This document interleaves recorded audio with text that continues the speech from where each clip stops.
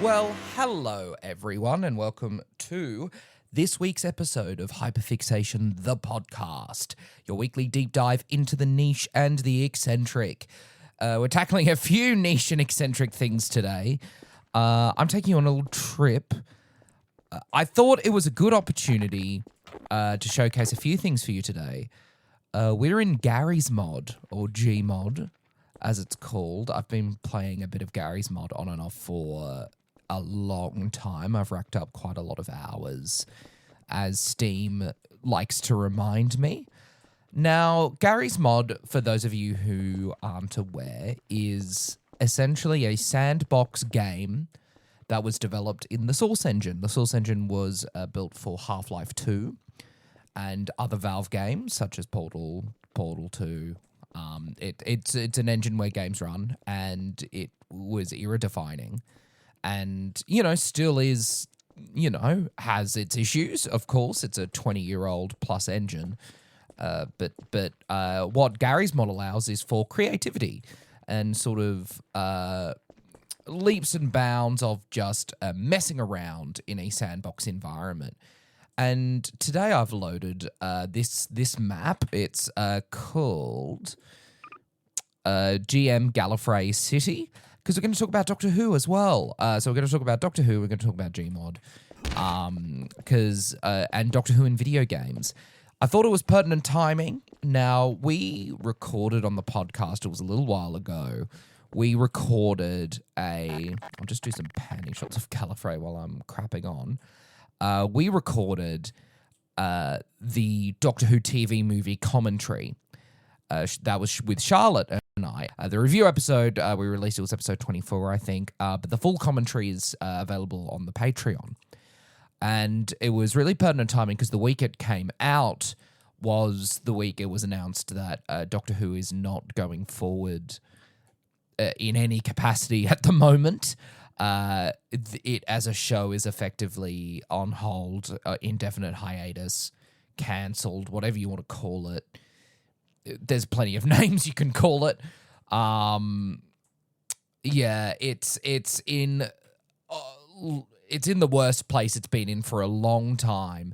Creatively, it's potentially in the worst place it has ever been in. Its continuity is shattered. It is all over the place in terms of the show itself. So, look, we're in whether we like it or not, another form of the wilderness years.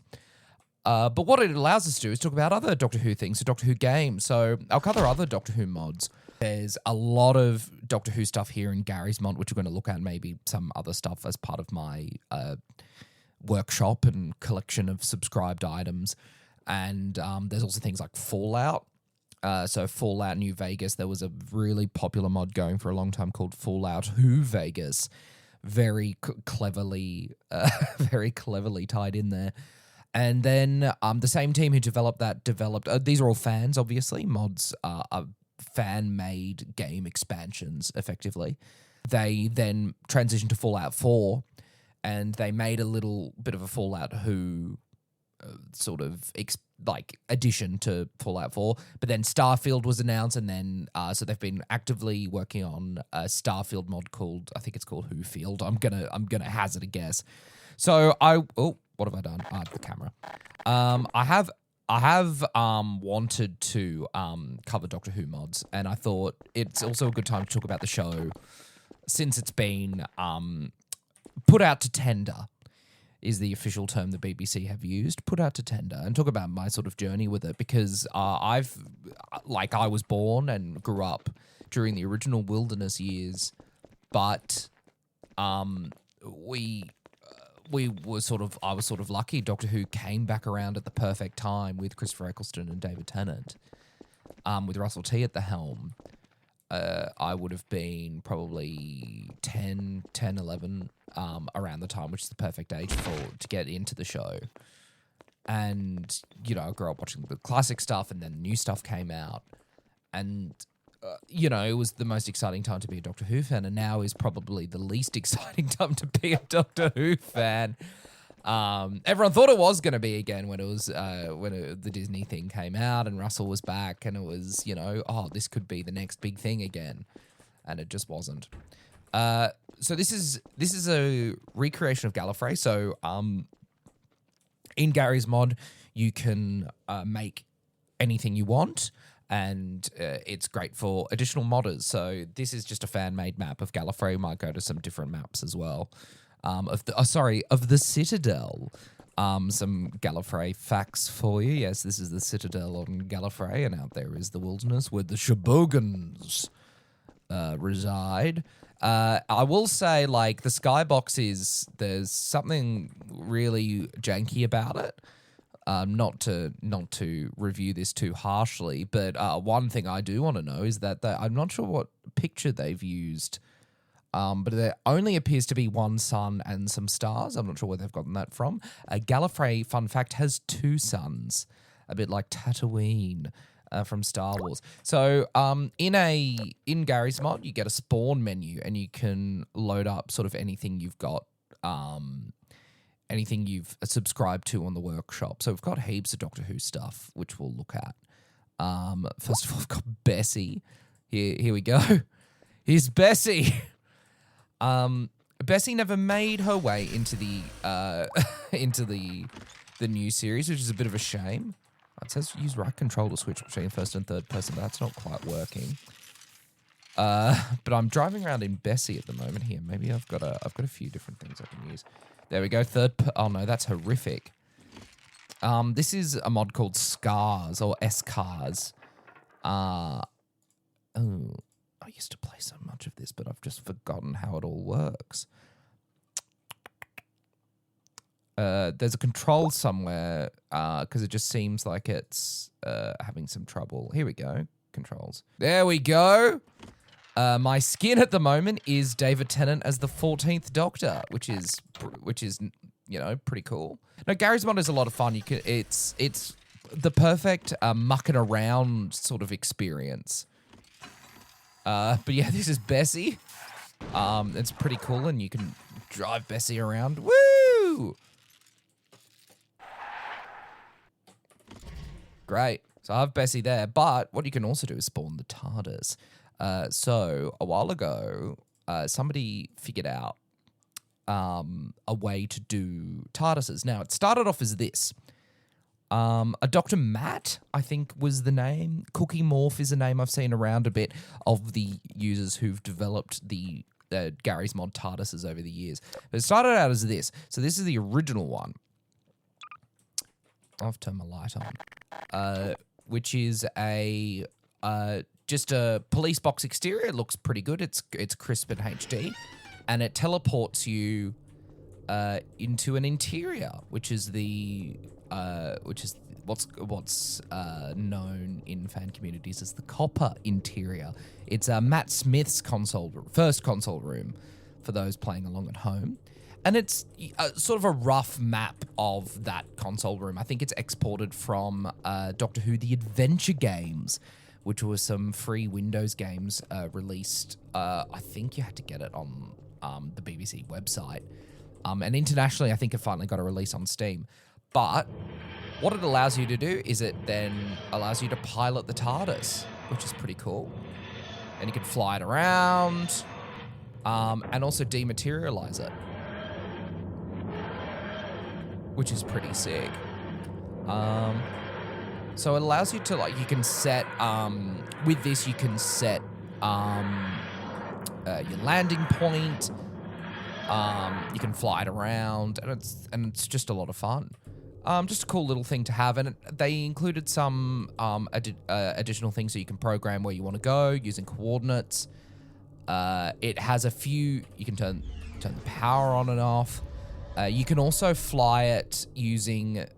So I'm inside the console room now, and you can program it so you fly it using a sequence of controls as if you were the Doctor flying the TARDIS. And it's, you know, there's stuff like that that's a nice touch. And it's stuff I think they've picked up from lines of dialogue. So I'm looking at the Wibbly Lever here, for instance. There's an isomorphic security system. If you turn that on, nobody else can use it. So that's good for multiplayer. It's got a self-repair lever. This turns flight mode on. So when you're inside the TARDIS and you turn flight mode on, the rotor will go up and down, lights will go. But yeah, all the controls sort of work as if it's a real thing. It's also got the HADS, the Hostile Action Displacement System, which you can turn on and off. So if something like hits the TARDIS or it runs in, it'll dematerialize as an emergency. And there's cool sort of sound effects and animations and things. And it's really, really cool. Like, quite legitimately, it's really cool. And this was sort of the first iteration. And I think you could sort of customize it a bit as well. So if you go into the menu, you can take the St. John's Ambulance sticker on and off. You can turn on the lights. It's got a few different colors. So one that looks a bit more like the David Tennant Eccleston TARDIS model, the War Doctor's TARDIS, that sort of thing. So some really cool stuff. There's a snow model as well, which is nice. So that was the original one. And then, so that sort of spawned into different versions. So there's a version of the 2005 TARDIS, the Eccleston Tennant TARDIS with sort of lower textures, but an interior with lighting and controls. Oh, I've accidentally taken off, ladies and gentlemen. I've taken off. You can sit in the seat, though. That's pretty cool. This is David Tennant's The 14th Doctor. I've got here. There's a few. You can choose your player model as well. That's a bit of a thing with Gary's mod. I've probably got way too much loaded in my workshop for the game to be sort of able to cope. Keep it light, keep it breezy is always my motto. So with Doctor Who, it's really in a difficult spot at the moment. We won't be getting a new show for years now. And look, they've got stuff in the pipeline, like there's this Circuit Breaker thing, which is starring Joe Martin, and it's this multimedia cross-platform adventure. I mean, that was set into motion way before they cancelled the Christmas special. And it will probably be one of the last things that is officially released, in which case, look, the community... We're going to go back to things like, I know there's going to be comics still released, books. Big Finish are still going to be releasing their plethora of audio adventures every year. And, that'll keep the brand alive, in all honesty. So, people can mock how much content and how much irrelevant content Big Finish make. But, I mean, they're keeping the brand alive. And I feel they have in the gap years and the hiatus years we've had, probably since Series 6 is when the gap years started, or at least the big breaks between seasons. So I feel like, look, mock it all you want, but, if you love Doctor Who and the show isn't just going to be on for years, yep. That's where we're at, folks. I mean, it is now effectively not only a legacy brand, but a legacy brand. It is now just all legacy, no future for the moment. So back to these TARDISes. So what then developed was the concept of using portals. So much like the game Portal, what this allowed was for modders to make a TARDIS that was effectively bigger on the inside.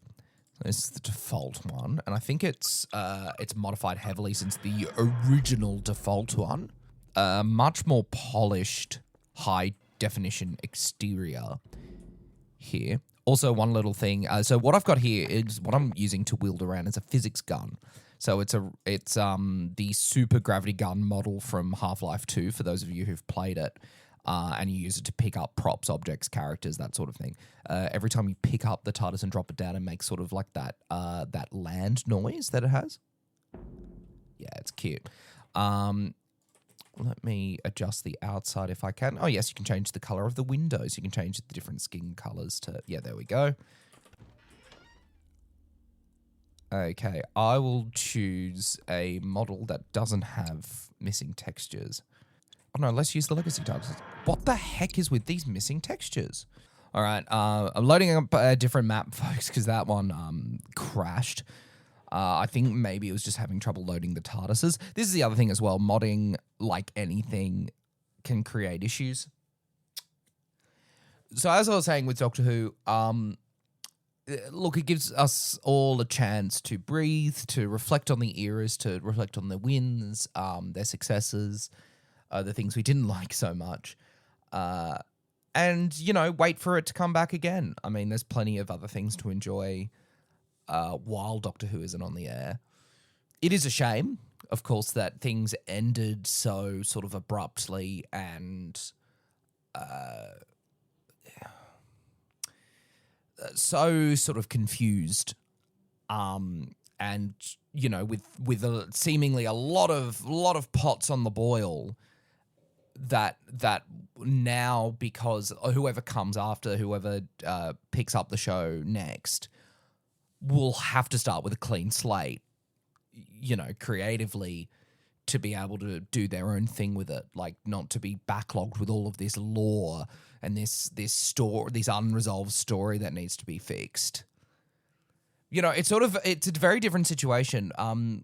So back, when the first few times they've cancelled it. So when Colin Baker was the Doctor, they cancelled it after his first season, and then due to public outcry, they retracted and said, it's just going on a break. It's just going on a hiatus. Sound familiar? It was 16 months, I think, 14, 16 months. It was over a year. And then it came back for a limited season, so they gave them half the episodes, I think. And I can hear a Dalek heartbeat on loop.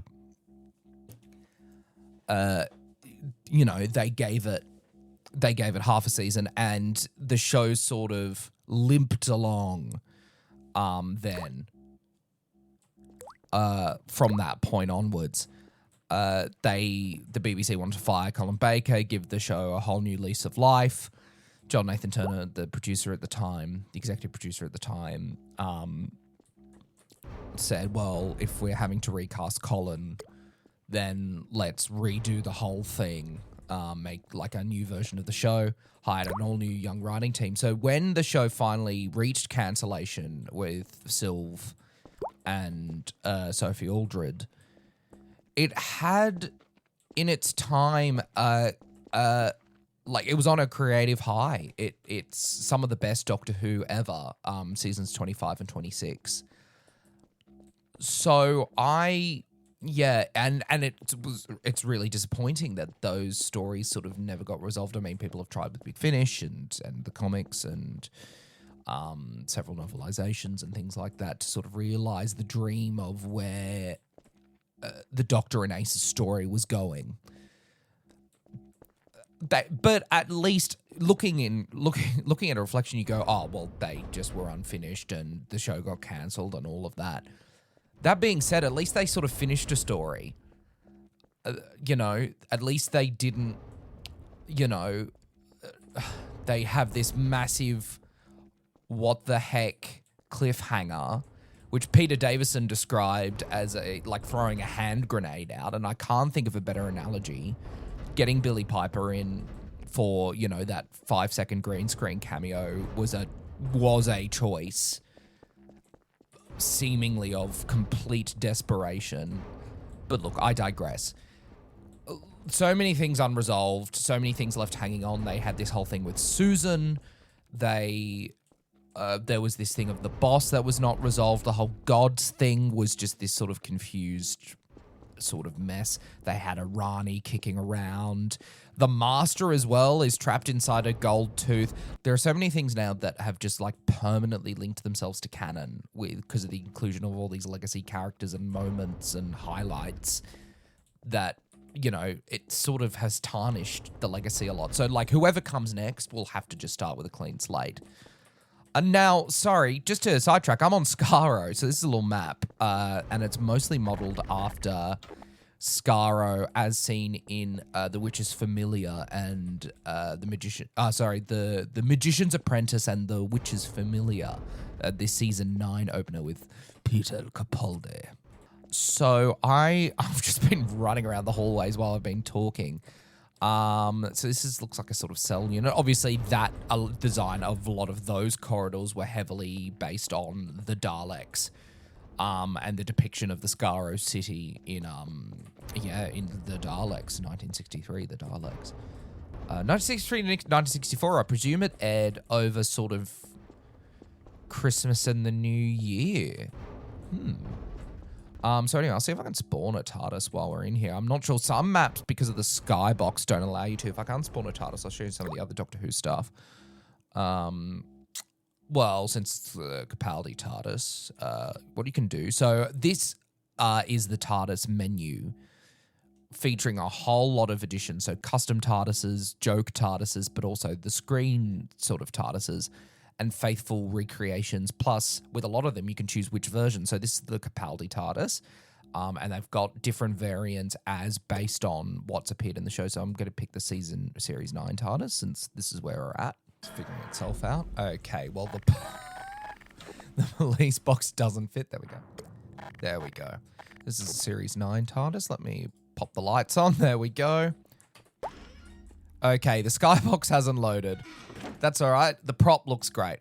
What I can do, though, is spawn some Daleks. So let's 1963. There we go. Oh,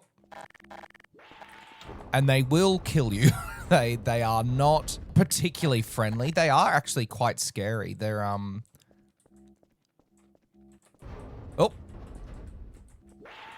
Yep, there is cool. They look.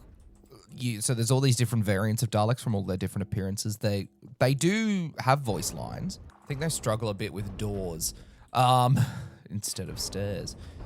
They do have voice lines, and all the sound effects are era appropriate as well, which is a nice touch. Oh,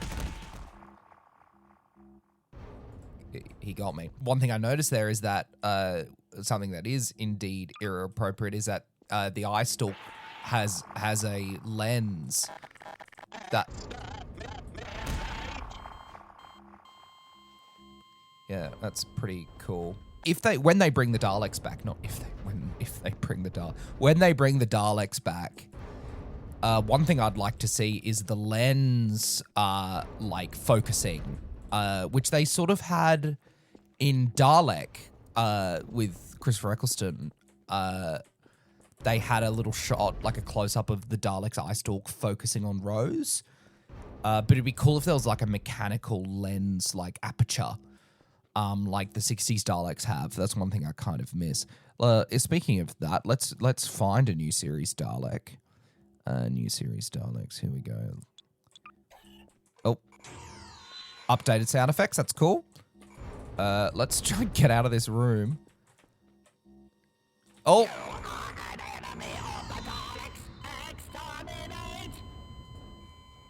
Yep, that's Nick Briggs, all right. You know what? I'm sort of without tools. Let me get a Sonic. I'm not sure if the Sonic has any effect on. There we go. I've got the 14th Doctor Sonic here with the Sonics as well. Sorry, I know there's a Dalek running around, but I've got a little bit of time. You can change the color as well of it all. It's like all really customizable. And it changes like glow effects and all that. So I'm going with a blue one, and also you can click a button and it retracts and extends, which is pretty cool. So, look, essentially this is like oh lord, sorry, nearly got shot by a Dalek behind my shoulder. Oh, so they have different voice lines when they spot you. That's interesting.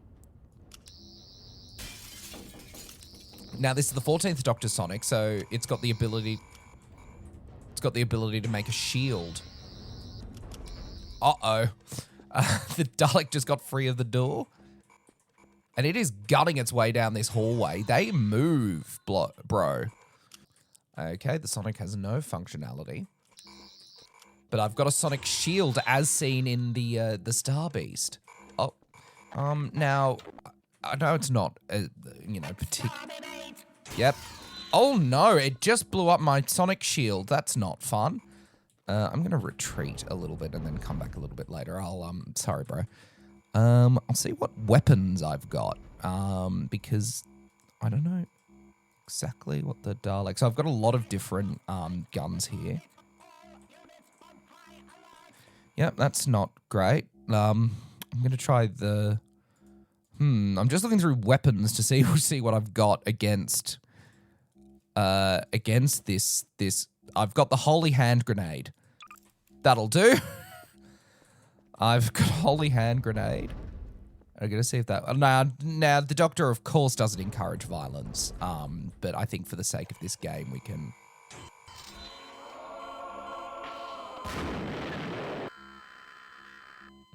Well, at the cost of my own life, I defeated the Dalek with a holy hand grenade, so that's always nice. But yeah, we're going to do some more Doctor Who content. I've got a lot of Doctor Who collectibles that I'd like to talk through. I think Charlotte would be keen on coming and doing some more classic Who. So one thing I talked to her about was maybe looking at, with the recent release of the season 21 box set, a Caves of Androzani twin dilemma double feature. For those of you who don't know, Caves of Androzani is possibly the best story of classic Who, and the twin dilemma is quite easily the worst. I don't know. There's things to like about the twin dilemma. Crazy, I know, but they are both carry this legacy behind them. One of, peak Doctor Who, and the other of complete twaddle. So, and she has seen limited classic Who, the only classic Who she's seen. So I would be really interested in her perspective on it.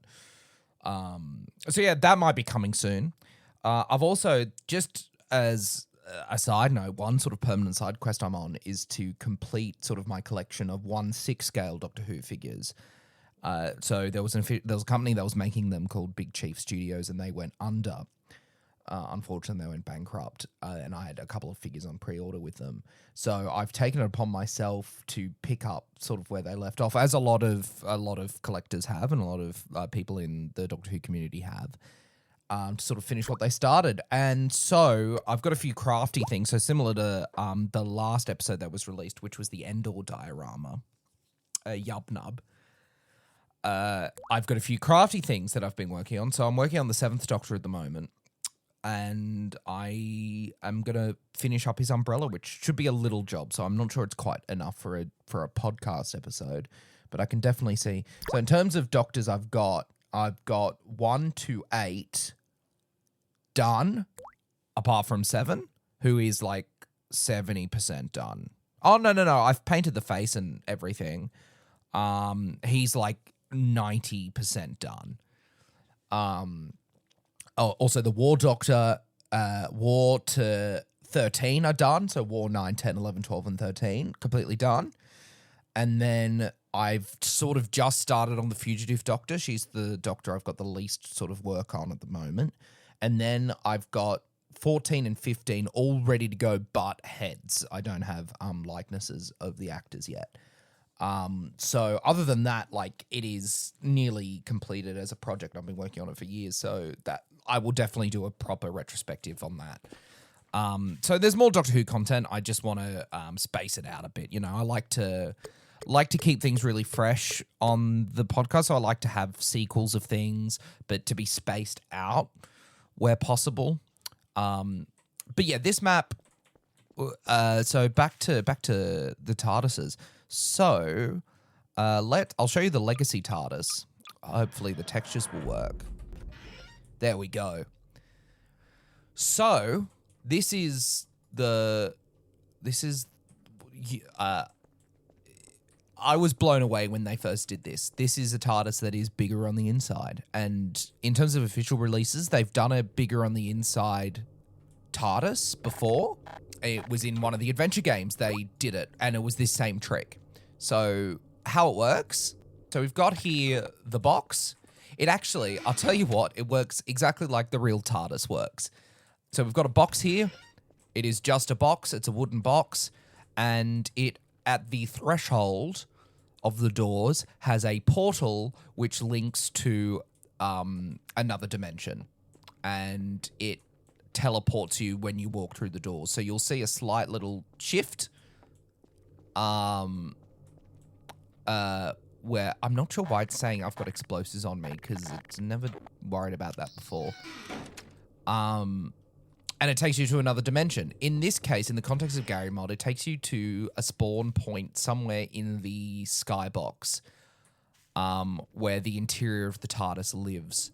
So for instance, I'm using no clip now as a sort of like a spectator mode. So this is where the box is, and then we can peek inside the box, and we'll with the doors closed, and we'll see it's just an empty box. When you open it opens up the portal. So here is the skybox where the interior lives, and it won't let you exceed too far out of the boundaries. Oh, TARDIS is busy. TARDIS is ignoring me. Is there a way I can like completely clear my inventory? Because that is a bit of an annoying feature. I like it, but it's a bit too much. Well, look, what I'll show you is, now I'll just show you the first TARDIS. Let's do green 1963 classic doors. So all of these TARDISes have a huge range of customizability options, and that's partly... I'm going to spawn it with a police box. Preferred version, preferred door type, classic... everything has so many options. Oh, interiors default versions, 1963 police box. So all of them have huge amounts of customizability options because, I mean, especially with the 60s and 70s interiors, there is not much continuity between story to story. Once you get to sort of the secondary console room, things start to get a bit more, they start to actually... just put up the same set, not just like a completely different one every episode.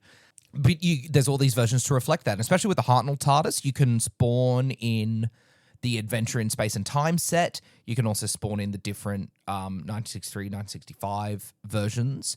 But we'll spawn in just the classic 1963 police box. You can adjust the lamp because the lamp is different. Add in some snow if you want. But if we open the TARDIS... there we go. And for a lot of these console rooms, they've added in a studio roof, which is kind of cool. And you can customize all of this. So this wall here, which in the real set is a printed backdrop. You can also select to have it a printed backdrop. You can have this all white, as seen in An Adventure in Space and Time or Twice Upon a Time. This is a really faithful recreation of the Hartnell TARDIS. Now, if I turn on... let me get a Sonic up or something. The first Doctor doesn't have a Sonic, of course. Let's do a TARDIS key. These controls all work. So what we... and also they're based on the actual console itself, and the buttons on the actual console. And they all pretty much do things that actually affect the functionality of the TARDIS, or do something, which is really cool. That's to change lights, manual flight control. Where's the door switch? It's something. It's one of the fake fan. I can't remember where the door switch is on the Hartnell box. I think it's one of these. I thought one of these little. Ah, here it is. See, that's just sick.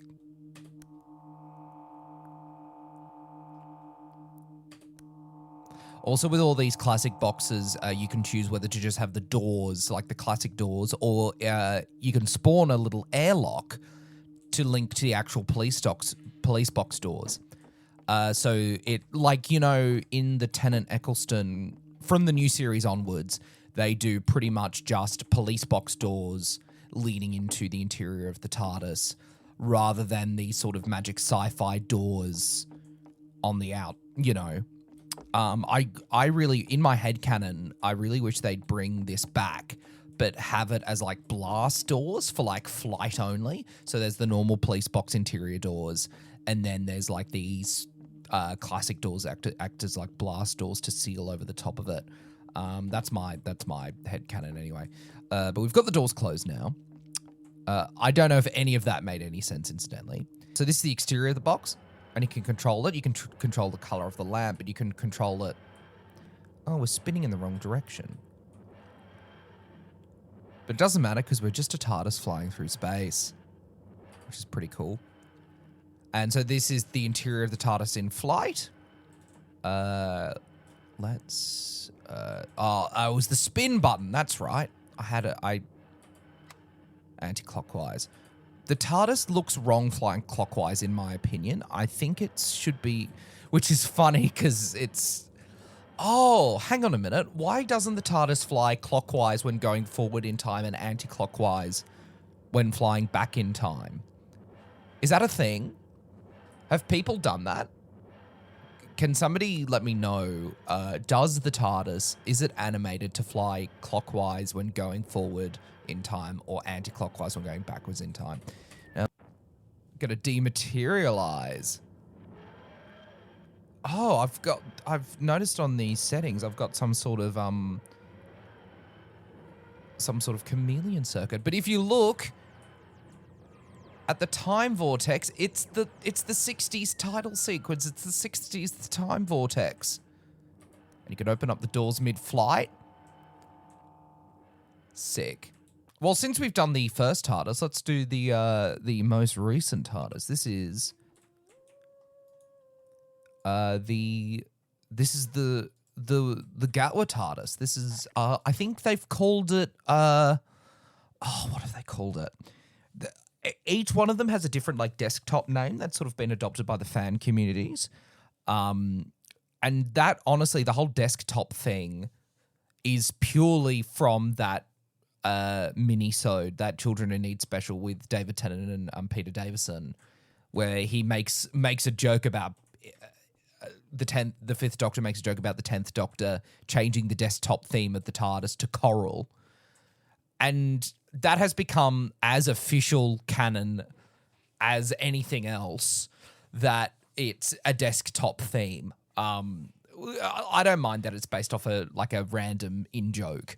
But, so yeah, I believe the Disney TARDIS is called the Tomahawk TARDIS.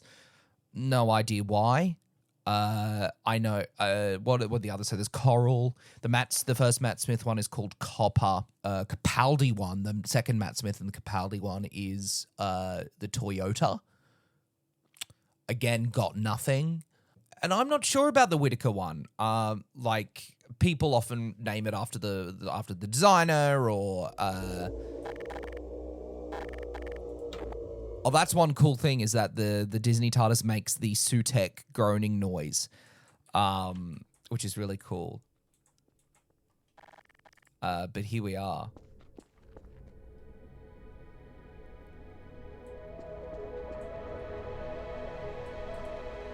And it plays the music from the Star Beast when the 14th Doctor and Donna run around the TARDIS.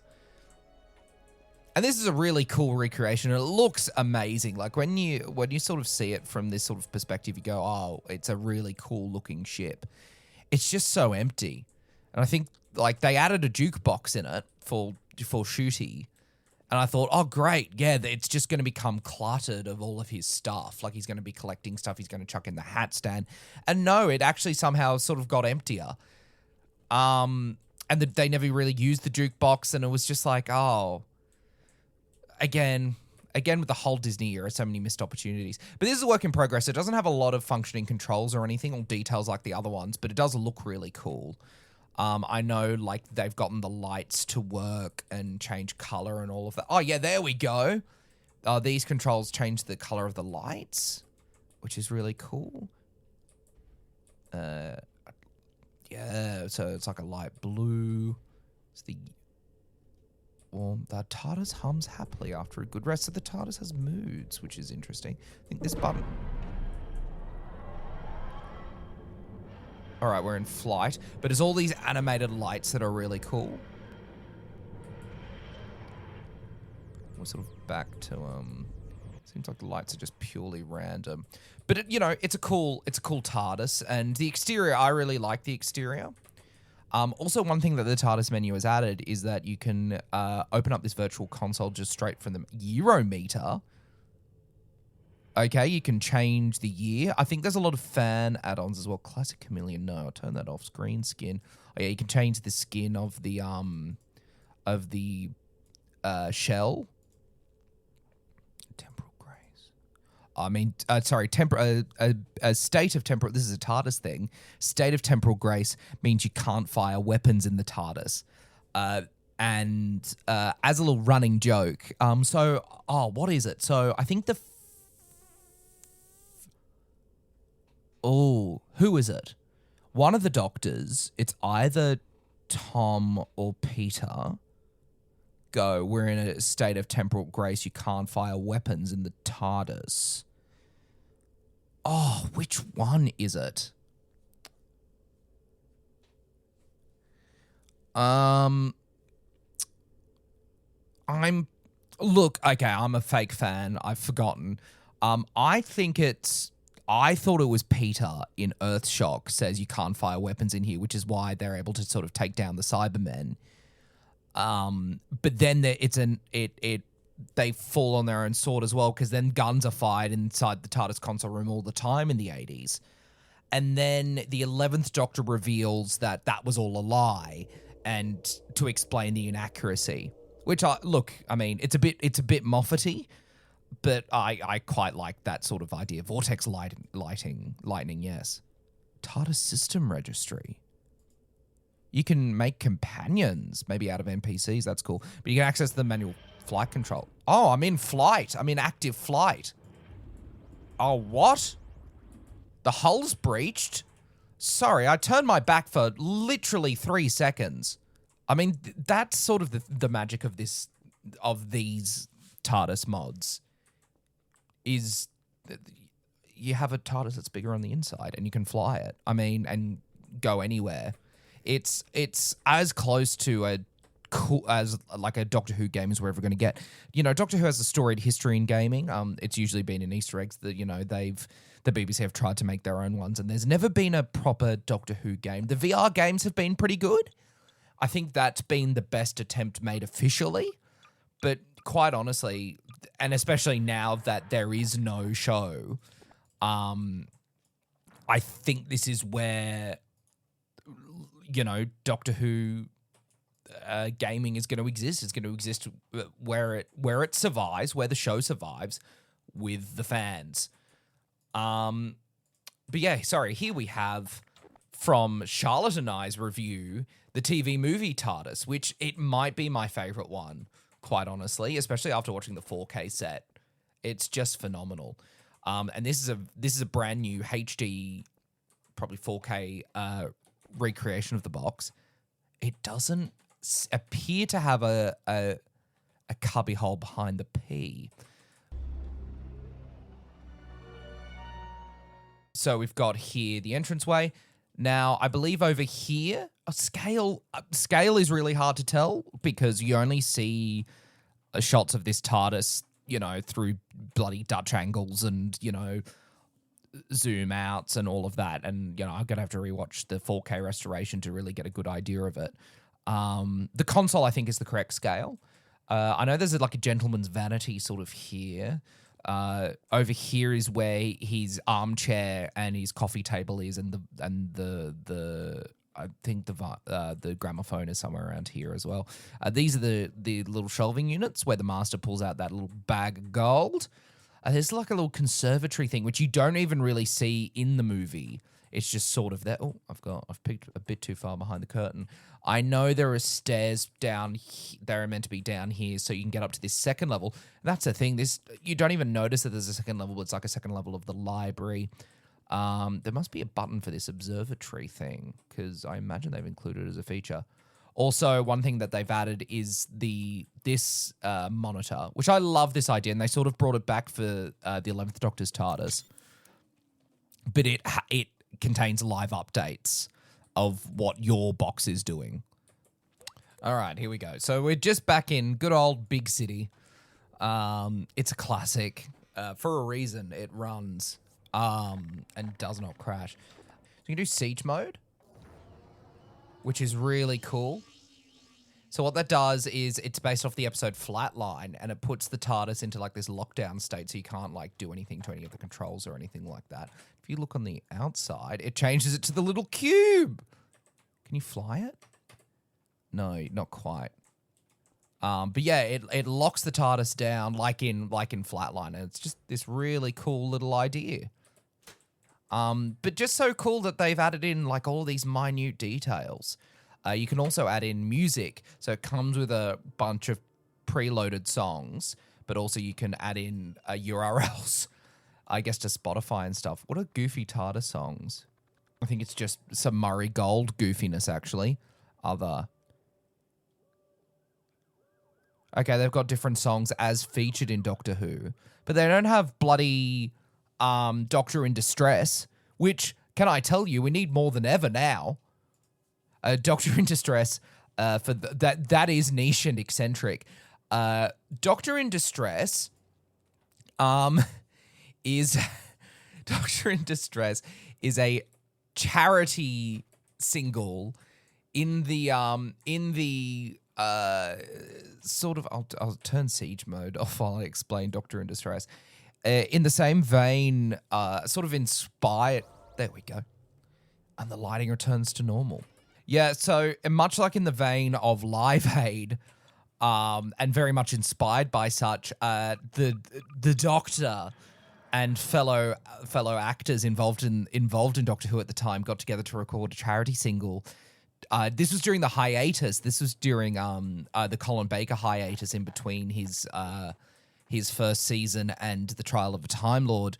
They did a charity single and called Doctor in Distress, where it was, it's the Happiness Patrol skin. That's cool.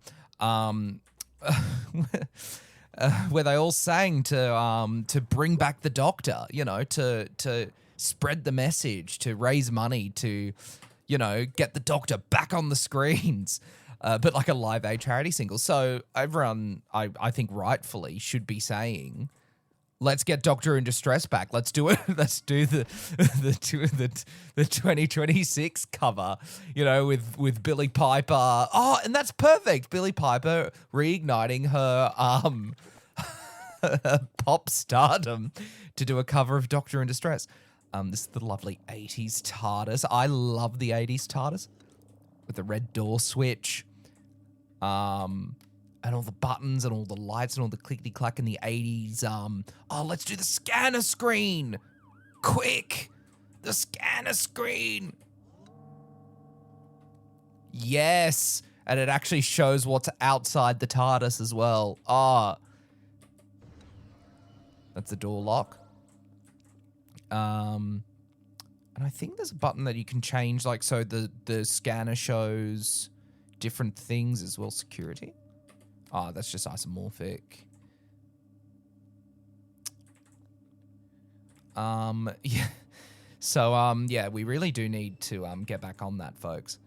Vortex flight. Obviously, I can't play any music or anything.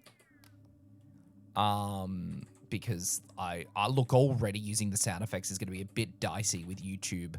I imagine they're going to try and get me heavily on that. Also, with the 80s TARDIS, I think it's got all back rooms and stuff. Yes! Show you the Capaldi TARDIS as well, because this is the TARDIS set I've actually visited. So I visited on my 18th birthday. I went to the Doctor Who Experience, and Peter Capaldi was the Doctor at the time. And they had set tours, and because they weren't actively using the set, it was after they had filmed The Husbands of River Song and before they started work on Series 10. So they had things like they had the Clara box, which is the spare police box they use with the painted Clara mural on it. They had some Daleks out, some Weeping Angels, and we got to go into the TARDIS set. And this is a pretty faithful recreation of it. The textures all look right, the dimensions are all right, and this looks like the Series 9 box to me.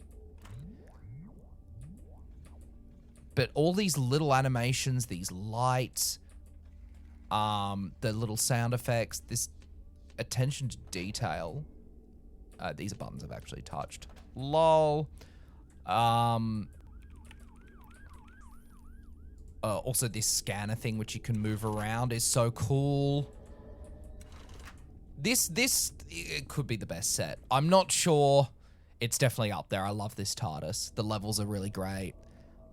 But it's the bigger on the inside thing. I think that's just what makes this whole thing just incredible. And I want to thank everyone for joining me. This has been a purely self-indulgent one on my behalf. So thank you everyone for coming on board. Oh, they've also got the Rani's TARDIS. It's a shame the Rani didn't get a proper TARDIS when she came back, but here we go. Because I love her set. This is the set from the Mark of the Rani. And I love this console room. I think it's so fresh. And such a cool little design. And the rotor is sick. And it's a shame they've never sort of gone back to this. I love this set. And I don't know why. This sort of mausoleum type thing. The console looks a bit evil, the circular thing. Like, it's really fresh. It's not like what they used to do with the Master's TARDIS, which was literally just paint the Doctor's set black, especially in the 80s. Like, it's such a cool idea. But anyway, thanks everyone for joining us this week. Please don't forget, like, subscribe, share. We also have the Patreon available. And it's completely free, so everything up there at the moment is completely free, so please feel free to enjoy. If you've got a suggestion of anything you'd like to see in the podcast, please let me know. I'm always open to feedback, always open for suggestions. If you'd like to come on the podcast, let me know. Thank you so much, everyone. Have a great week.